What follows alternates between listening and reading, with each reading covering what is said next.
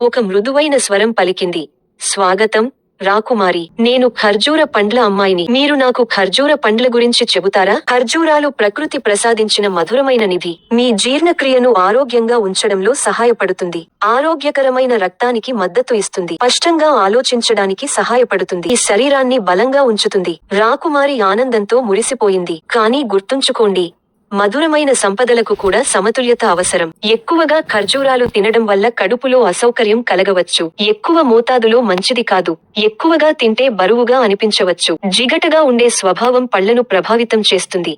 తిన్న తర్వాత బ్రష్ చేసుకోండి. రాకుమారి తల వంచి, అయితే నేను కొన్ని మాత్రమే తినాలా అని అడిగింది. ఖర్జూర పండ్ల అమ్మాయి యువరాణి చేతిలో కొన్ని ఖర్జూర పండ్లను ఉంచింది. వాటిని సరైన మోతాదులో తింటే అవి మిమ్మల్ని బలంగా, సంతోషంగా ఉంచుతాయి. రాకుమారి ప్రకాశవంతంగా నవ్వింది. ఖర్జూర పండ్ల అమ్మాయి యువరాణి చేతిలో కొన్ని ఖర్జూర పండ్లను ఉంచి